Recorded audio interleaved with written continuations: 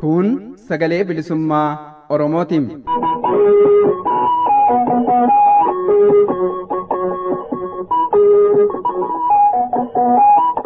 Sagaleen bilisummaa Oromoo dambalii gabaabaa meetir baandii 19 kiiloo heerzii 15,420 irratti jimaataa fi dilbata galgala sa'aatii 8 haga sa'aatii 8 walakkaatti afaan Oromootiin roobii ammoo galgala sa'aatii 8 haga sa'aatii 9tti afaan Oromootiin wal duraa duubaan qophiilee dabarsuu amma jalqabama.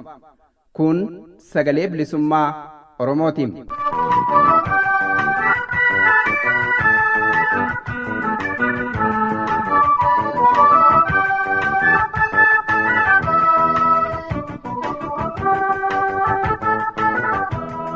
Kabajamoof jaallatamoo dhaggeeffattoota sagalee bilisummaa Oromoo akkam jirtu. Nageenyi keenya kabajaaf ulfinaa bakka jirtan cufatti sinaa dhaqqabu jechaa sagalee bilisummaa Oromoo sagantaa afaan Oromoo irraa qophiilee har'aaf qabannee dhiyaanne isin beeksisna. Jalqabbii sagantaa keenyaa irraa haga xumuraatti keessummeessuun kan isin faana turu Anayyaantu Bulchaati. Jalqabarra kan isiniif dhiyaatu oduudha.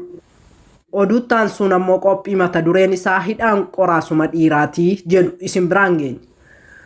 Xumura qophii keenyaatiin ammoo dhimma Oromoo miidiyaalee irraa ka jedhudha. Qophii kana keessatti marii waadaa miidiyaan haala yeroo irratti Dr. Raggaasaa Oljirraa waliin taasise irraa ka fudhanne kutaa jalqabaa qabannee isiniif dhiyaanna. Haga xumura sagantaa keenyaatti nu faana akka taatan kabajaan isin affeeraa oduun kunootti.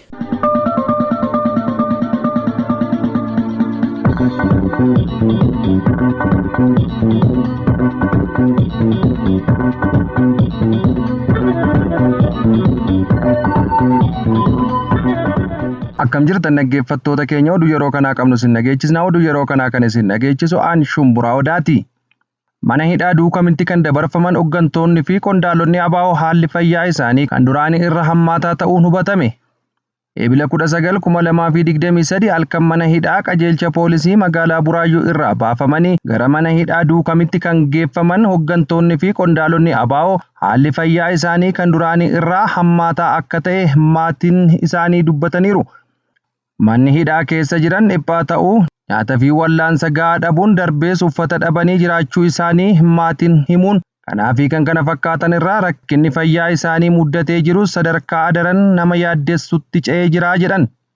Hooggantoonni fi qondaalonni ABO kunneen mana hidhaa keessatti dhibeelee adda addaaf saaxilamuun isaanii yeroo dheeraadhaaf kan gabaafamaa ture yogguu ta'u yeroo ammaa kana mana hidhaa duukam keessatti nyaanni isaaniif dhiyaatu gahaa waan hin taaneef dhibee isaanii kana kan itti hammeessaa jiru ta'uu maatiin himaniiru.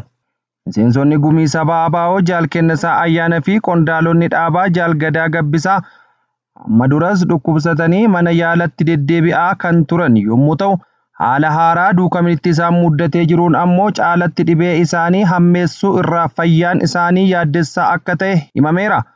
Wallaansa gahaa fi qoricha duraan fudhataa turan illee argachaa akka hin jirre afaan maatii irraa hubachuun danda'ameera. Gaafa mana hidhaa Buraayyuu irraa baafaman akka koomishiniin poolisii Oromiyaa mariisisuuf isaan barbaadutti itti himamee kan baafaman ta'uu kan himan maatiin uffata qorraa fi halkaniillee utuu hin fudhatin akka achi baafaman himuun sababa kanaafis qorraan akkaan hubamaa jiraachuu himan. Yeroo ammaa kana bakka itti hidhamanii jiran magaalaa duukamitti mana hidhaa dhiphaa keessatti hidhamanii rakkoof saaxilamanii akka jiranis barameera. Qajeelcha poolisii magaalaa Buraayyuutti hidhamanii wayitaa turan qorra bakkichaa fi haalota adda addaan rakkachaa turuun isaanii gabaafamaa akka ture. Duukamittis rakkoo sana irraa ulfaatan isaan muddatee akka jirutu hubatame. Addatti Jaal Kennisaa Ayyaanaa haala fayyaa dhabiinsa ulfaataa keessatti kufee jiru nyaata nyaachuu dabalatee sochii hundaayyuu gargaarsa namaatiin kan taasisan ta'uu wallaansa gahaa fi nyaata barbaachisu dhabuudhaan qaamni isaanii kan gadi bu'ee miidhamanii jiraachuu maatiin himaniiru. Hooggantoonni fi qondaalonni ABO kanneen manni murtii bilisa gadi lakkise abbaan alangaa himata homaa akka irraa hin qabne erga ibsee tureera. Koomishiniin mirga namoomaa Itoophiyaa akka gadhiifaman gaafataa turuun kan yaadatamu yoo ta'u, sirna mootummaa Bilxiginnaan toora waggoota 4 ga'uuf deemuuf hoogganoota fi qondaalota ABO kana haqa isaanii sarbee hidhaa keessatti akka humaniif guyyaa eegafii jira. Korri ABO kutaa Kanaadaa magaalaa Torontoo guyyoota 3f gaggeeffamee ture milkiin xumurame. Miseensonni ABO kutaa Kanaadaa keessatti argaman kora ABO kan waggaa irratti hedduminaan qaama fi toora zuumiin hirmaannaa akka taasisan gabaafameera. Roorroo, gidiraa, hidhaa, ajjeecha fi cunqursaa garagaraan uummata Oromoo dabalatee sabaa fi sablammoota cunqurfamoo irratti abbaa irreen gaggeeffamaa jiru haalli itti furmaata argatu qabu irratti mariin taasifameera. Kana malees haala ABO'n keessa turee fi keessa darbe as ga'e mootummaan ce'umsa biyyoolessaa naannoo Oromiyaa kan furmaata nagaa fi tasgabbii Oromiyaa fi Itoophiyaa ta'ee fi dhimmoota adda addaa irratti marii bal'aan adeemsifameera.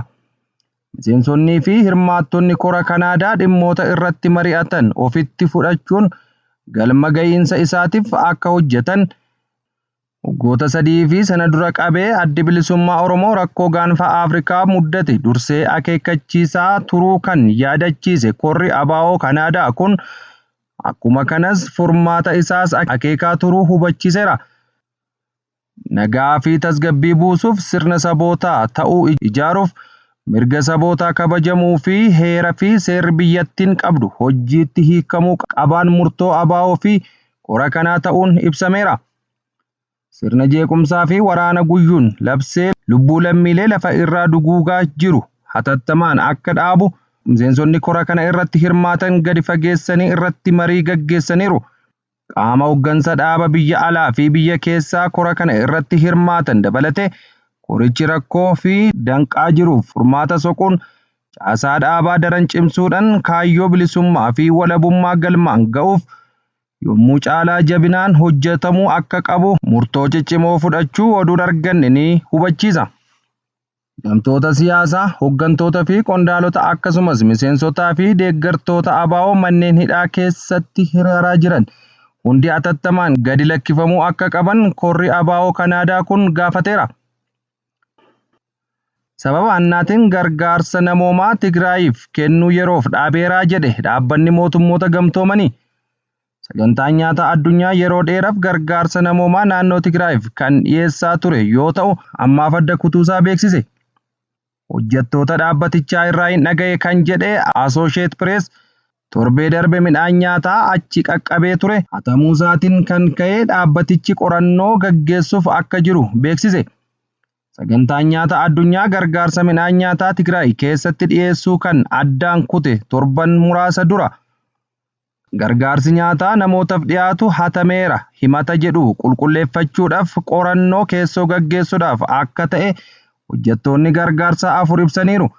Sagantaa nyaata addunyaa waraana hamaa waggaa 2 keessa kan turte naannoon Tigraay keessatti dhaabbata mootummoota gamtoomanii fi michoota irraa gargaarsa nyaataa argamu hawaasa gargaarsi barbaachisuuf dhiyeessuuf qaama itti gaafatamummaa qabuudha ta'uun ni beekama.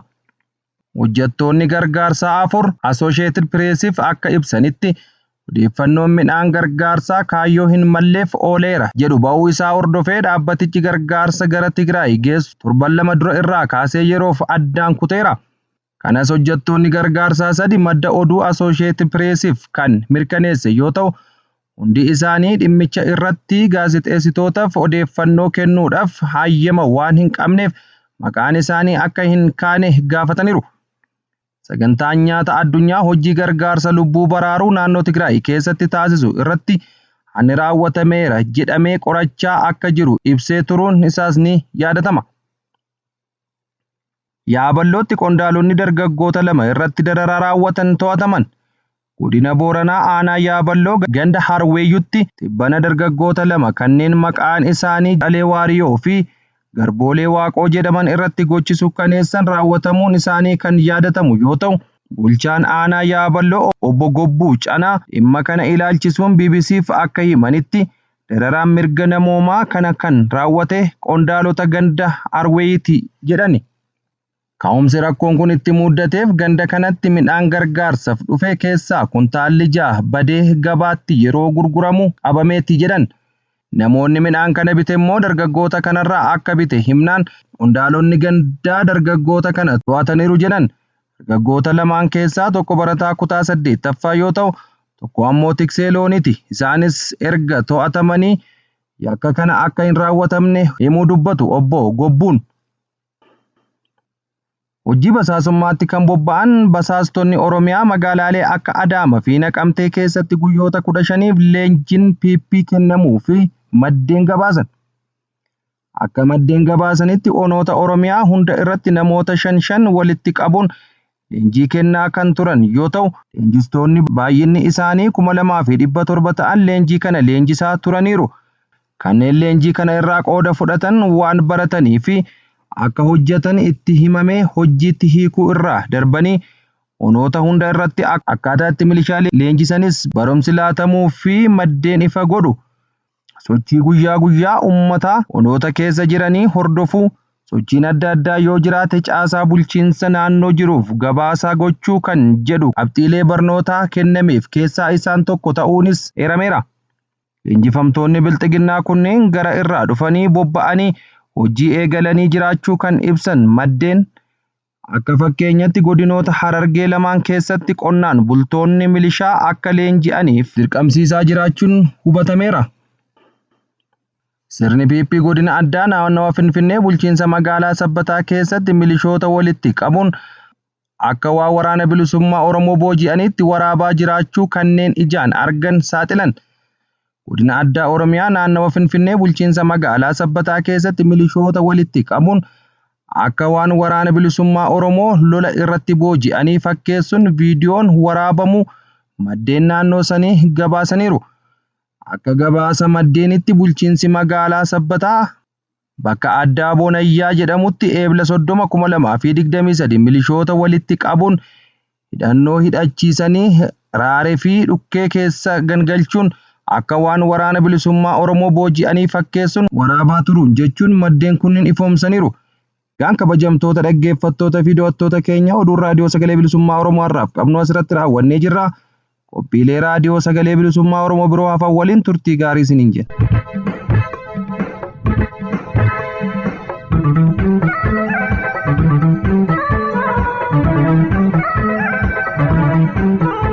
Dhaggeeffattoota keenya sagantaan keenya sagalee bilisummaa Oromoo sagantaa afaan Oromoo irraa oduun eegale akkuma itti fufetti jira. Jalqabarra akkuma isin beeksisne qophii mata dureen isaa hidhaan qoraasuma dhiiraatii jedhu isin biraan geenya faana bu'aa.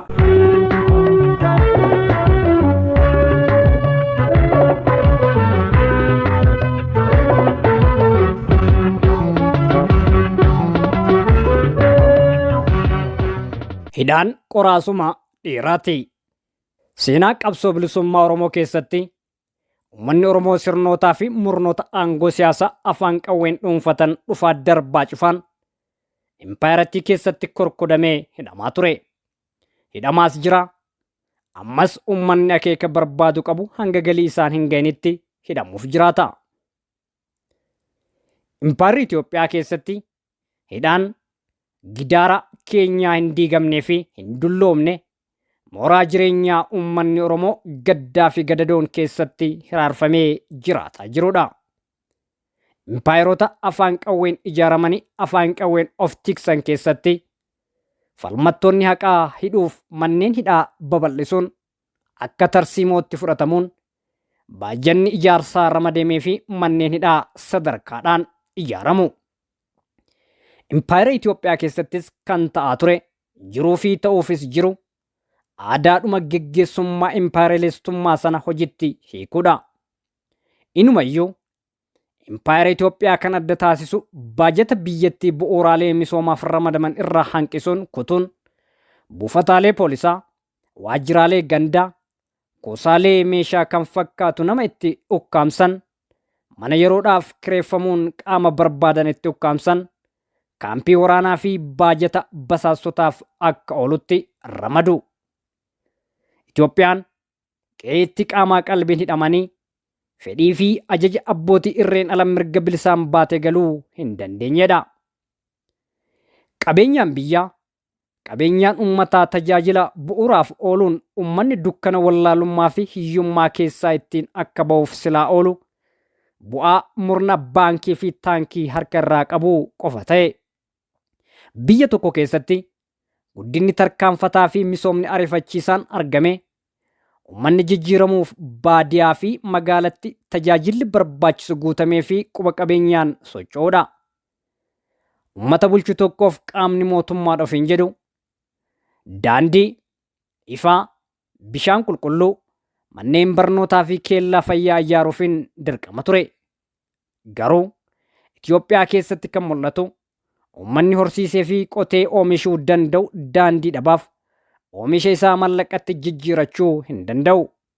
Dhibamaa fi deessuun cineensuu wal'aansa hatattamaa sababa daandiif dhabuun lubbuun karatti darba. Uummanni bishaan qulqulluu dhabuun dhibee daddarbaaf saaxilamee hiraarfama.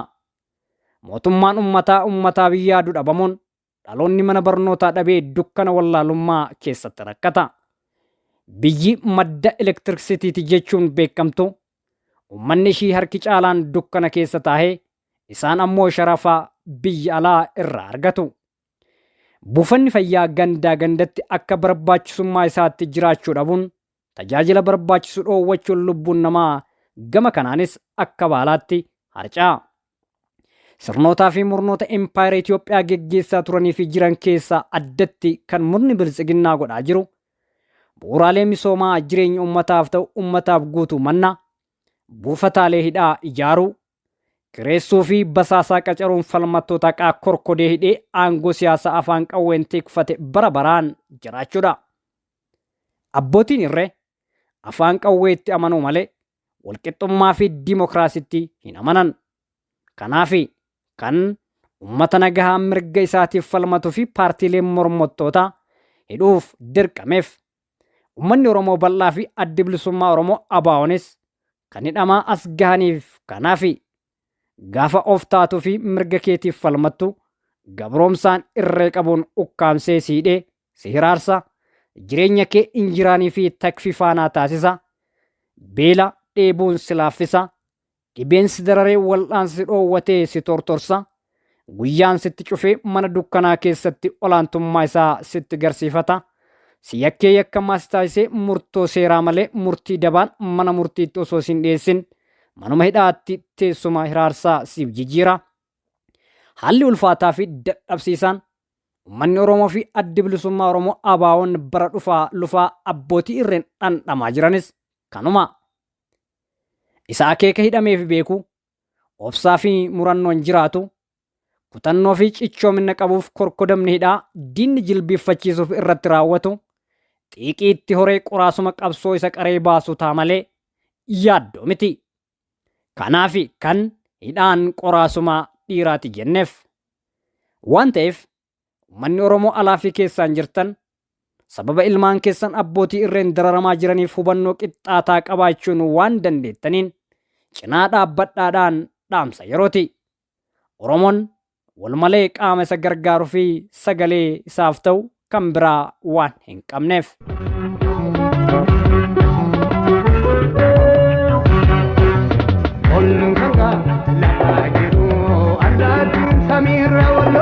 Oromiyaan abbaa qabdee diinni maaf wal nyaatti. Oromiyaan abbaa qabdee diinni maaf wal nyaatti. Eetabaa badiimatu ammayyaa namuummatu uummatuu xaafa durreedha. Addaan cabdee walitti hin deebitu. Eetaboo fi hadiimatu.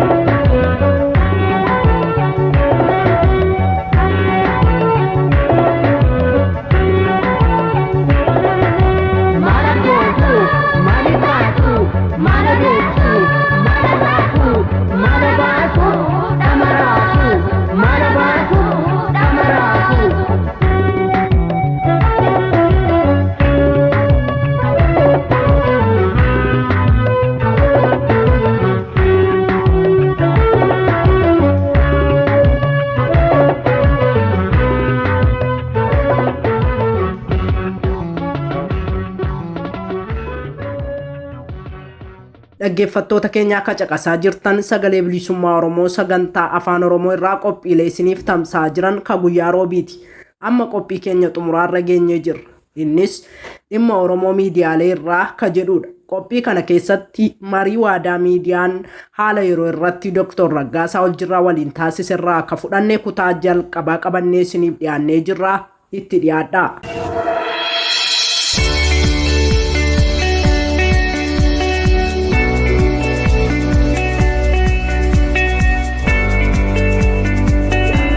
Shama akkam jirtu dhaggeeffattoota fi daawwattoota Waadaa Miidiyaa kan isin daawwachaa jirtan Waadaa Miidiyaadha. Keessummaan qaba. Keessummaan koo Dr. Raggaasaa Oljirraadha. Dr. Raggaasaa faana turtii gabaabaa goona.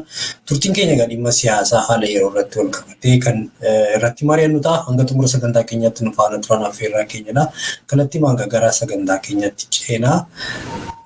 Dr. Raggaasaa baga nagaan dhufte. Ayyee deebatillee galatoomii carraa kana naa kennu keetiif. Ayyee galatoomiidha. Galatti maanii gara mata duree keenyatti seenna. Mata duree lamaan tokko irratti mari'achuu deemna. Isa dura garuu gaanfa Afrikaa irratti keessumaatii gidduu kana jechuun danda'ama. Itoophiyaa keessa bubbuleera. Martuun siyaasaa lolli waliinii baay'eetu deemsifamaa tureera. Gidduu kana immoo Sudaan dabalatee nagaan qabanii isa kana wajjin wal qabatee warri biyyoota dhiyaas immoo waan kana keessa harkaatti naannoo sanarratti socho'aa jirantu mul'ata. Kana wajjin wal qabatee Itoophiyaa keessa immoo kan caalu warri kaleessaa wal faana hojjetaa turan faannoo fi mootummaan Abiyyis yerootti wal didaa jirantu jira. Mootummaa Eertiraa fi mootummaan Abiyyi qubeellaa wal harka quba walii harka kaa'aa turanii amma immoo garaa guddaa waan ta'aa jiranillee fakkaata. Kana wajjin wal qabatee akkamitti ibsita waan amma gidduu kana deemaa jiru kana siyaasa biyya keenyaa walumaa galatti akkamitti ilaalta? Galatoomi deebiirra deebi'ee deebiif Waadaa Miidiyaa toopikii akkasiirratti akka haasofnuuf carraa kana banuu keetiif. Waan biyya Empaayer Itoophiyaa kun yeroo irraa yerootti akkuma arginu unpredictable isa jedhamu. Siyaasaa yeroo jalqabaatiif xiinxaluudhaaf illee predict gochuudhaaf illee tilmaamuuf illee nama rakkisutu biyya Itoophiyaa keessatti deemaa jira keessumaa waggoota 5 darbanii fi sanaa asitti sanaa wal qabatee waraana gara kaabaatti ka'ee fi waraana biyya Oromiyaa keessatti waraana bilisummaa Oromoof waraana mootummaa Itoophiyaa gidduutti deemaa tureen illee wanti guyya guyyaan jijjiiramuu akkatti predict godhan illee nama rakkisuurra ga'e jechuudha. Xiinxaltoota duwwaatiif miti mootummaadhaaf mataa isaa poolisii yookaan imaammata dhaabbataa biyya kana akkasitti tanoofa gara kanatti tanoofa ka jedhullee imaammata feasible ta'e tokko tolfachuudhaaf illee isaan waan rakkisee fi Abiy Ahmed erga gara mootummaatti dhufeerraa qabee kaayyoon isaa Itoophiyaa durii deebisuudha isa jedhu irratti kakatee taayitaa fudhate sanallee irraanfatuudhaanii yookaanis immoo gara sanatti geessuu dadhabuudhaanii guyya guyyaan imaammata baafatanii akkamitti biyya kana oolchinaa irra boora akkamitti oolchina gara jedhutti deebi'aniiru jechuudha. Kanaafidha unpredictable ta'e biyyi sun amma siyaasaan isaa. Waan baay'ee argaa jirra sababii ta'ee fi haala amma jiru ibsuu nan barbaachisu miidiyaa ga'aatu jira, odeeffannoo ga'aatu jira.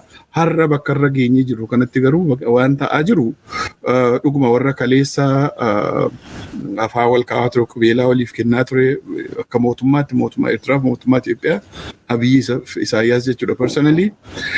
Sanarra darbees immoo humnooti finxaaleeyyii Amaaraa warri waadaa Abiyyi gale sana bakkaan ga'achuudhaaf carraa arganni jedhanii Abiyyi jala galuudhaan Tigraay irrattis Oromiyaa irrattis akka inni waraana labsu goosisanii amma isatu jijjiiramee jira. Sanatu jijjiirame constellationii sanatu jijjiiramee jechuudha.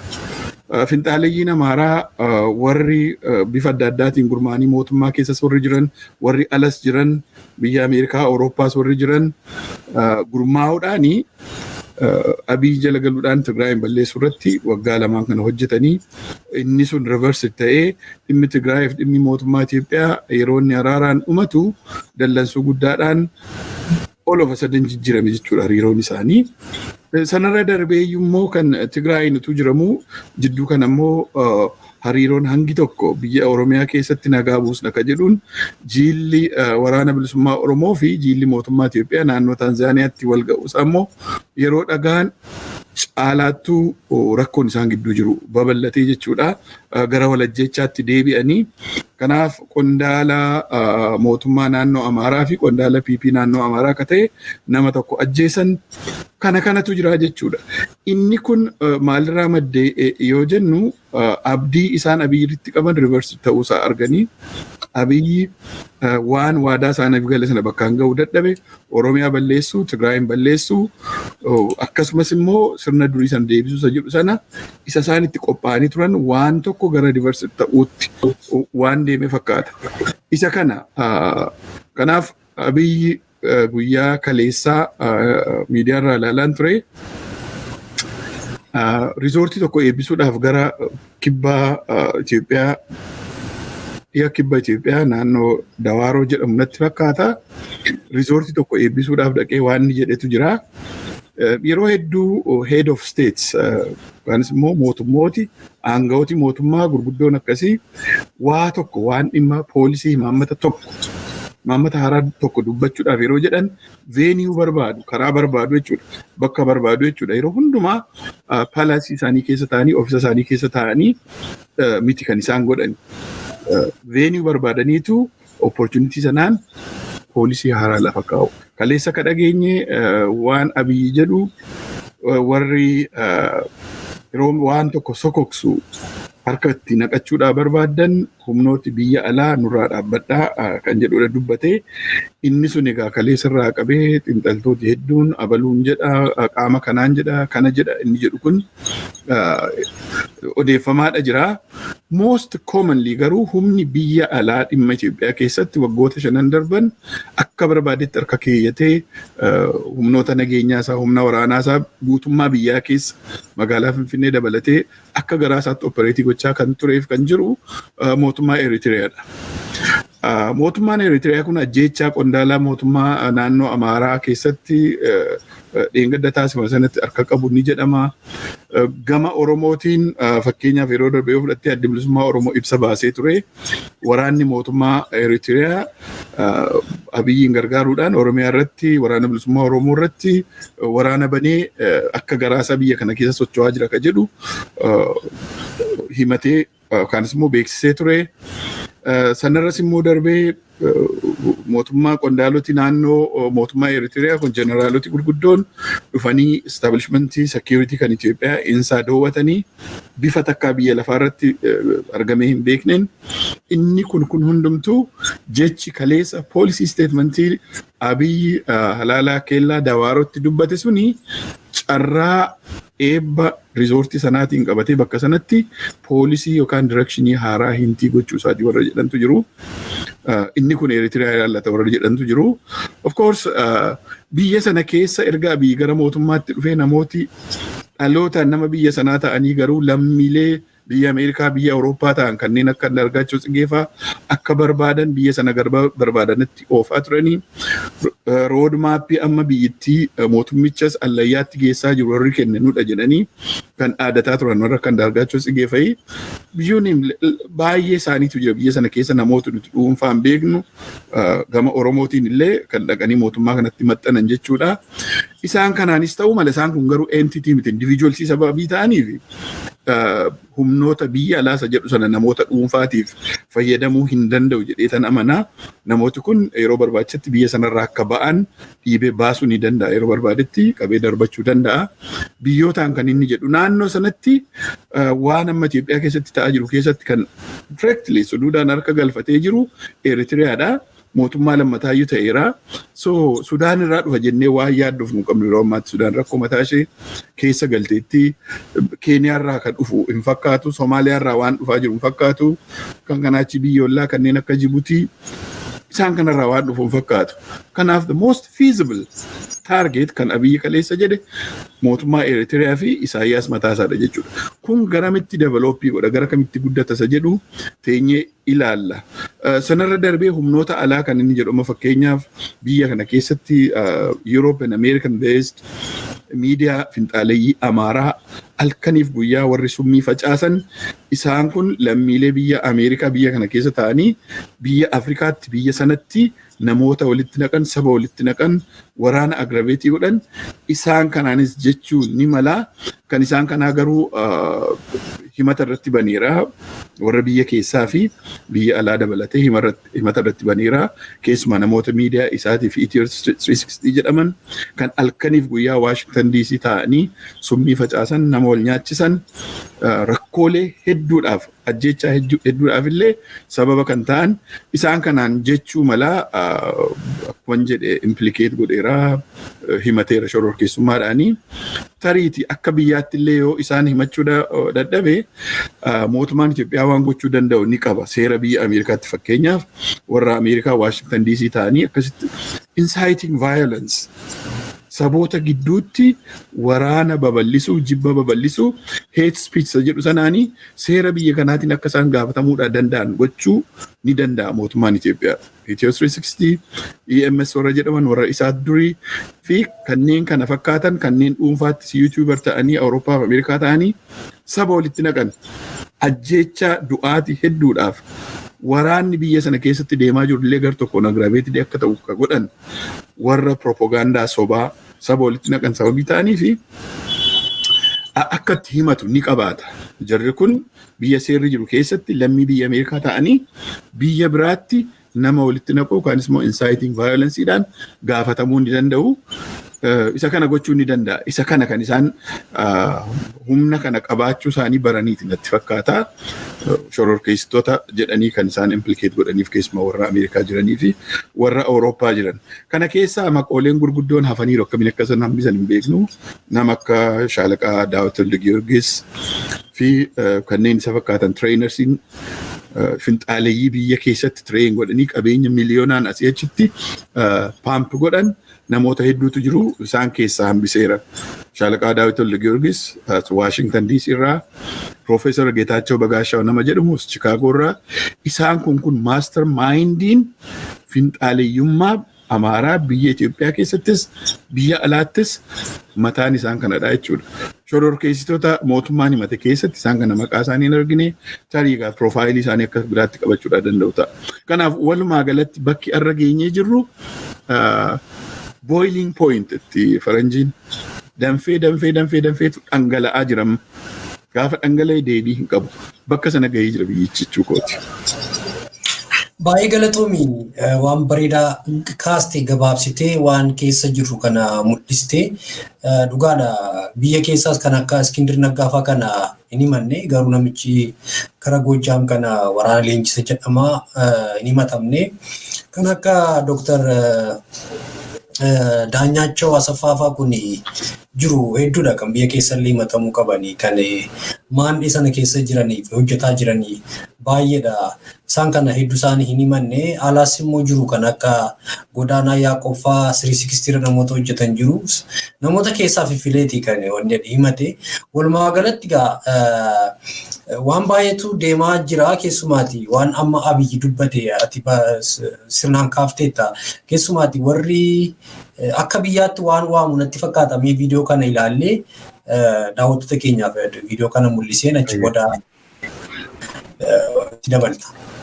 መጥፋት የሚፈልጉ ኃይሎች በተለይም ኢትዮጵያውያን ያልሆኑ ኃይሎች ከድርጊታቸው እንዲሰበሰቡ እንዲቆጠቡ ለማሳሰብ እወዳለሁ። ኢትዮጵያን በማበጣበጥ በማባላት የሚገኝ ትርፍ እንደሌለ አውቀው የኛን ጉዳይ ለኛ ትተው በርከት ያለ ያልሰሩት ጉዳይ ስላላቸው ስራዎቻቸውን በምድራቸው ላይ መስራት እንዲችሉ የኛን ጉዳይ ለኛ መተው እንዲችሉ ማሳሰብ Haasaan kana fakkaata dhimma keenya nuuf dhiisanii jedha. Dhimmi kun egaa tariitii biyya namoota dhuunfaa namoota qeenxee natti hin fakkaatu akka biyyaatti waama natti fakkaata.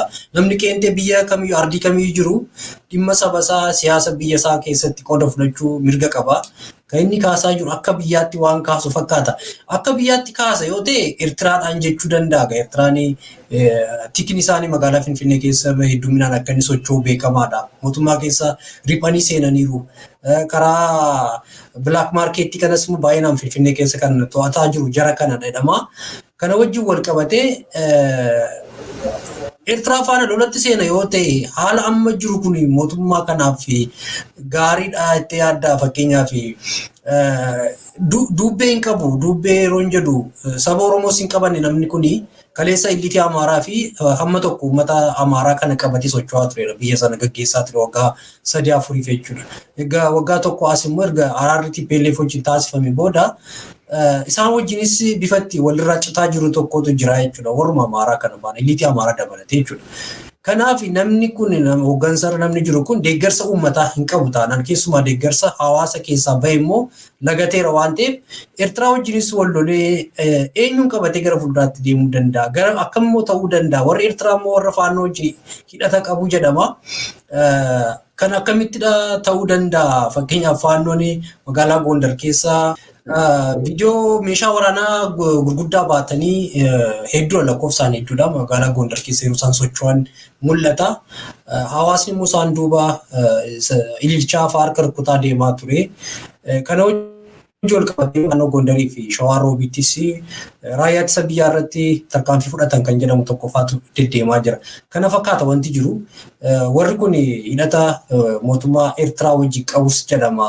Bifa kanaan mootummaan kun haala ammas jedhe kana wajjin wal qabatee deeggarsa uummataa dhaabbataa ta'e tokko hin qabu dubbee isaatiin akkam ta'uu danda'a garri egereensaa kun Doktor. Gaaffii bareedaadha. Akka tokkotti gaaffii yeroo deebisuu danda'u malee ammatti yoo speekuleet goone malee hedduu nama rakkisa. Xaxaan rakkoo biyyichaa isa kana dhannan siin jedhe speekuleetii gochuun kan rakkiseef guyyaa guyyaan jijjiiramaa ooladha. Kaleessa Abiyyiif Isaayyaas akka cidhatti turani. Kaleessumtii kana yeroo fagoo miti jechuudha. Amma immoo deebi'anii akka diinaatti implikeetii wal gochuu jalqabuuni jijjiirama guyyaa guyyaan biyya sanatti ta'aa jiruu fi imaammati dhaabbataan jiraachuu dhabuusaa. Confusion burjaajiin guddaan siyaasaa gaanfa Afrikaa keessumaa biyya Itoophiyaa keessatti diriiree jiru sanadha mul'isa. Waan amma jette biyya Eritiriyaadhaan jedhanii jedhu suni akka biyyaatti Eritiriyaanis jechuu mala garuu sabtilitii jecha Abiyyi yoo ilaalte Amaariffasaa ኢትዮጵያውያን ያልሆኑ ኃይሎችዳ ኢትዮጵያውያን ያልሆኑ ኃይሎችን ኩኒ ዳሎታን ኢትዮጵያዊ ታቴ ገሩ አማ ለሙማ ከጅጅርተ ተሰበቢ ታየፊ ሁምነ ቶልፈቴ ብየ ከነ ከሰት ፍንጣለይ ነመ ሲንጀደ ሚዲያዳን ቀበኛን ኦሊጋርኪ ካርተሊ ጉዳ ኡመኒ ወር ፍንጣለይ ብየ ከሳ ፊድ ጎዳኒ ኢሳን ኩን ሁምነ ታአኒ ሮከ ተኮቲ Dhalootaani tuulidda Itoophiyaawidha jedhamu hidda biyya sanaa qabu lammummaadhaan immoo lammii biyya Itoophiyaa miti lammii Ameerikaa yookaan lammii Awurooppaati. So Itoophiyaan yaalhunu haayiloochiin biyyootas ni dabalataa humnoota dhalootaan Itoophiyaawii ta'anii garuu bara dheeraa keessa lammummaa biyya Ameerikaa fi Awurooppaa fudhatanii deebanii immoo jeeqani. Isaan kanaan jedha akkasittan fudhadhani. Isaan sana akkuma jenne akka entitii sababii hin taaneef waraana irratti banuu qabu. Shororkeessummaa irratti himateera. Isa kana gara fuulduraatti akkamitti akka geeffachuudhaa danda'u dippiloomaasiidhaan namoota akkasasuu ni danda'a. Individuals. Qabatamaadhaan waan 360 irratti jedhamu, waan EMS irratti jedhamu, waan YouTube'dhaan jedhamu biyya isaan jiraatanitti karaa dippiloomaatiik representation isaa kissiillee irratti banuu danda'a, yakka irratti banuu danda'a. Seera biyya jurisdikshinii biyya Ameerikaa keessatti fakkeenyaaf warra akka Iskindir Naggaa biyya keessa jiranii dhuguma implikeetiin goone garuu Iskindir Naggaa shororkeessaa ta'uusaa fiizikali biyya dhaqee hin beekne Buree keessatti Oromiyaa irraa daangaa Oromiyaa irraa kiiloomeetira 50 bakka hin taanetti qabame yeroo darbee erga qabame booda immoo gadhiifame Finfinnee yoo dhufe seeftii isaa komproomaayizd ta'a jedhameetu hoom beezii biyya itti finxaaliyyummaan akka gaariitti daraareeru Baardaar keessatti dhokfamee taa'ee jechuudha. So dhimma Iskindir ilaalchisee mootummaa Itoophiyaa duwwaatu hin ta'in kan inni ilaallatu Oromoota. Maaliif Iskindir Buree kan inni dhaqee faannoo karaa sana daangaa Abbaayyaarraa Bahaa Wallaggaa, Horroo Guduroo Wallaggaa fi walumaa galatti Wallagga keessatti shororkeessitoota faannoo fi finxaaleeyyii Amaaraa bobbaasuudhaan dhumaatii waggaa darbe taasifamaa ture kan jibba kana indoctrinate godhee akka gadhiisaa ture Iskindir Naggaadha. Train gochaa ture namni yeroo hedduu Iskindir faannoo train godhee gara wanniitti bobbaase gara Wallaggaatti bobbaase yeroo jedhamu inni skillii waraanaa hin qabu maal leenjisa waraana ka jedhantu turani. Inni waraanummaa tuntiin kan leenjisu jibba biyyi Wallagga jedhamu biyya Amaaraa akka ta'e ristii Amaaraa akka ta'ee fi sabni kun immoo akkamitti akka jibbamuudhaan malu jibba indoctrinate gochuu ture hojiin ga'een hojii isaa faannoo keessatti. Naannoo jaartee jaardagaatti ilmaan Oromoo mormi isaanii kutamee akka faachaatti qara eeborra kaanii Buree daangilaa dhaqanii warri itti sirbaa turanii barsiisa Iskindir Naggaa irratti hundaa'uudhaanidha. Kanaaf inni kun wal qabata Itoophiyaan yaalhonuu Haayilochiinii fi biyyi Eritiriyaa. Amma akkati jettetti Abiy Ahmed deeggarsa dhabaa jira. Deeggarsa saba Oromoon qabu, saba Oromoo wajjin wal loleera yeroo mootummaatti dhufu. Maaliifi by virtue of saying Itoophiyaa guddittii duriin deebisa jechuuni Itoophiyaa ishee sirna cunqursaa Oromoo gabbaarii godhattee waggaa 150 jiraachiste sanaan as deebisa yeroo jedhu by default saba Oromoo wajjin wal lole.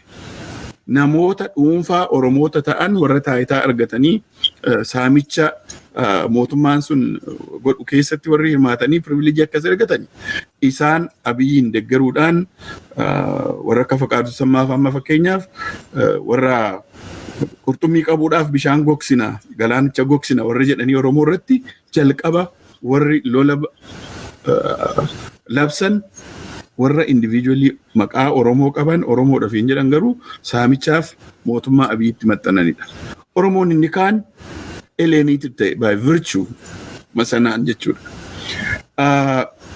Waggoota lamaan sadan darbaniif Tigraay fi Oromiyaa irratti lola banuu isaatiin finxaaleeyyiin Amaaraa deeggartoota isaa ta'anii as ba'aniiru. Deeggartummaa caalaayyuu nabiyyiidha, waaqadha, waaqatu nuuf ergee. Waaqayyo Itoophiyaa resurrectii gochuudhaaf, Itoophiyaa du'aa kaasuudhaaf qarqara boollaarra biyya turte biyya keenya olaantummaa keenya nu deebisuudhaaf Musee kana nuuf fide warra jedhetu arrammoo akka bulguutti portrait isa gochuu jalqabee jechuudha. Maaliif akkuma silasiin jedhee waraana Tigraayitu dhaabbatee Oromoo wajjin immoo naraarama jedhe at least akka principle sincerity isaa hin beeknu bahiinsa isaa hin beeknu sanarraa homaa tokko komantii gochuu hin dandeenyu. Hawwiin keenya biyya Oromoo keessatti nagaan ni bu'aadha. Isaan kun garuu finxaaleeyyiin Amaaraa qabxiilee lamaan kana fudhatanii amma diinatti ta'aniiru. Kanaaf deeggarsa hin qabu. Eertiraan immoo lafa baay'ee qabateera. Security structure isaa Finfinnee keessa dhufee amma gola security Abiy mataasaa dominate godhutti ga'eera. Waraanni isaa Oromiyaa keessa jira. Karaa North West Ethiopia karaa Gondar keessumaa bakka daangaan Eertiraa fi daangaan Itoophiyaa karaa Gondar karaa Omaajereef Umaraa walitti dhufu kana humna guddaatu jira. Kanaaf hawwiin finxaaleeyyii Amaaraaf warra faannoo Eertiraa gargaaramanii naannoo Walqaayitti Agadee amma Tigraayiif naannoo Amaaraa irratti wal lolu kana ristii Amaaraa taasisanii hambisuudhaaf gargaarsa Eertiraa nu barbaachisa warri jedhu Eertiraa waliin firoomaniiru. Yoo lolli kee maaltu taasisa jedhu gaaffii kee speekuleetii gochuudhaaf tokko Abiy Eertiraa irratti lola yoo bane humni Eertiraa loluudhaaf malu Itoophiyaa keessatti baay'eedha jedhee yaada. Tigraay TPLF waan isaan ammatti jiran yoo ilaalte mataa gadi tanii biyya isaanii deebisanii ijaaruu irratti kan isaan fookas godhan. Sagalee isaanii gadi qabatanii jechoota hamaa jechoota agreesiif ta'ellee isa dur hedduu danfanii miidiyaa adda addaa irratti an isaan fookasii godhan deebisanii of ijaaruu irratti. Deebisanii biyya isaanii ijaaruu irratti. Deebisanii TPLF fi jaarmiyaa naashinaal Tigraay ijaaruu irratti. Subtilitiin kun yookaan immoo callisuun kun akkas warri Tigraay unusually akkasitti mataa gadi qabachuun isaa strategic goolii sababii qabaniif. Humni Tigraay deebi'ee yoo ijaarame maal ta'uudhaaf akka inni deemu tilmaamuun nama rakkisu jechuudha. Hariiroon Abiyyiif uummata Tigraay yookaan immoo mootummaa Tigraay wajjin deemuudhaaf ta'u gara fuulduraatti allaayansii akkamii uummatanii komana namii akkamii qabu isa jedhu sana tilmaamuun nama rakkisu. Sanarratti interventioniin yookaan immoo wanniin Eertiraa Oromoo irratti miidhaa hedduu geessiseera. Bara 1992 addi bilisummaa Oromoo mootummaa ce'umsaa keessaa bahee waraana irratti banamuu keessatti ga'ee guddaa kan qabu mootummaa Eertiriyaa ture. Garuu siyaasaan hedduu rakkisaa sababii ta'ee fi gara dhumoota 90 keessa yeroo Itoophiyaa fi Eertiraa wal lolanii addi bilisummaa Oromoo bakka qubate yeroo dhabu yeroodhaaf saankuchuurii kennanii fi achi keessa turuun adda bilisummaa Oromoof qabsaa'ota Oromoo ifaadha. Haa ta'u garuu warri mootummaan Eertiraa fi hoogganni Eertiraa diinummaa Oromoof adda bilisummaa Oromoo waliin qaban waggaa 25 booda deebisanii haaromsanii jechuudha. Abiyyiin gargaaranii Oromiyaa loluu waraana bilisummaa Oromoo loluu adda bilisummaa Oromoo loluutti as deebi'an. Kanaaf biyya sana keessatti yoo waraanni Eertiraa fi Itoophiyaa gidduutti ka'e kan Eertiriyaa loluu hin dhibu jedhee tana manaa.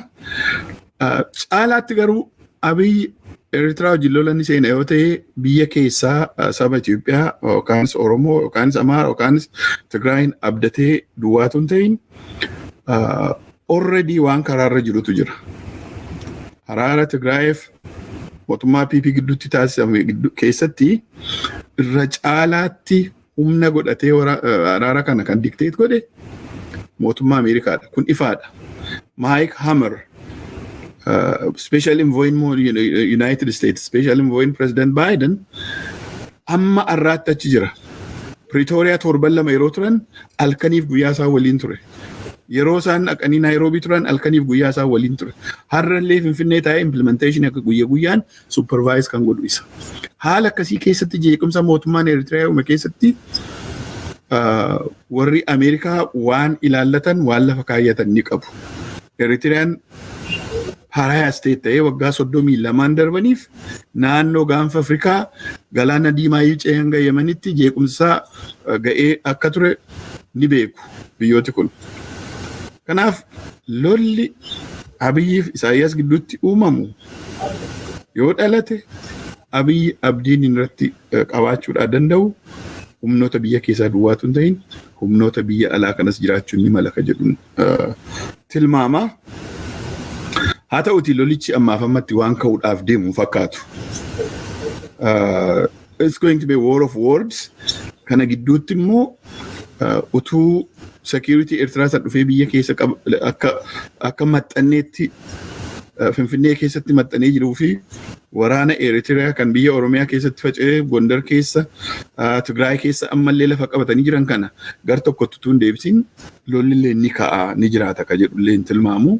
Deemsa keessa garuu lolli kun yoo jiraate Abiyyi Ahmad abdiin inni qabu saba biyya keessaa saba Itoophiyaa duwwaatu hin ta'in mootummoota aangawoota akka United States fi some European countries isaan kana ta'u jedhee namanaa Isaias or Eritrea as a pariah state for over 32 years. The North Korea of East Africa jedhama, the North Korea of Africa jedhama. Naannoon suni dhiyeenya kana rapprochement Isaias warra Russia wajjin jalqabe, warra China wajjin jalqabe fi warra humnoota Ameerikaa waliin xinnoo ishee wal gaarreeffatan kana waliin hariiroon inni jalqabe attentionii gama kanaan argataa jira. Sababii ta'eef Isaias taaktikii inni taphatu haala yeroo Cold War ture. Isa 60moota, 70mootaa fi 80moota keessaa geemii akkasii taphachuudha yaala. Inni kun hedduu kan isa deemsisu natti hin fakkaatu. Humnooti kun hedduu konfrontii wal godhuuf waan deeman natti hin fakkaatu gaanfa Afrikaa irratti. They have already enough assignment in Ukraine. Amerikaa fi Russian yoo konfrontii wal godhu ta'e dhimmi walitti isaan buusu dhimma Ukraineidha. Ifatti modern weapon American weapon isaa sophisticated ta'e kan inni itti teestii gochaa jiru Ukraine itti kennuudhaanidha. Lola Ukrainiif lola Russiaatti Amerikaan waraana isaa teknoolojii waraana isaa irratti teestii gochaa jira.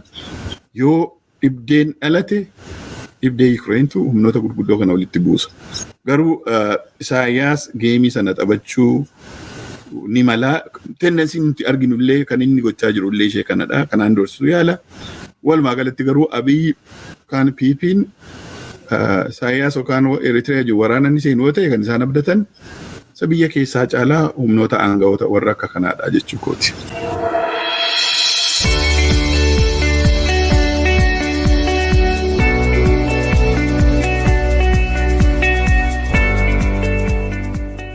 Egaan dhaggeeffattoota keenya kabajamoof jaallatamoo qophiilee sagalee bilisummaa Oromoo sagantaa afaan Oromoo ka guyyaa irraa asuma irratti goolabnee jirra.